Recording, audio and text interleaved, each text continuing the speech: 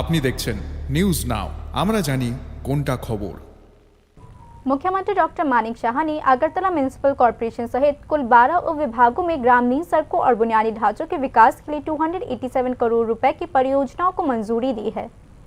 बुनियादी ढांचे को मजबूत करने और नागरिकों के जीवन स्तर में सुधार लाने के उद्देश्य से मुख्यमंत्री डॉक्टर मानिक शाह ने 287 करोड़ रुपए से अधिक की कई विकास परियोजनाओं को मंजूरी दी है। यह धनराशि अगरतला म्युनिसिपल कॉरपोरेशन के अंतर्गत नागरिक बुनियादी ढांचे के रखरखाव और राज्य के 12 उप विभागों में महत्वपूर्ण ग्रामीण सड़कों पर खर्च की जाएगी।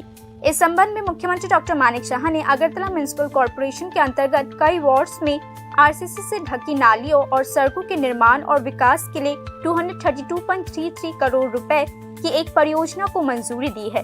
शहरी क्षेत्र में वाटर लॉगिंग को कम करने, स्वच्छता व्यवस्था में सुधार के साथ साथ जिलों का राजधानी से संपर्क बेहतर करने के लिए परियोजना को मंजूरी दी गई है।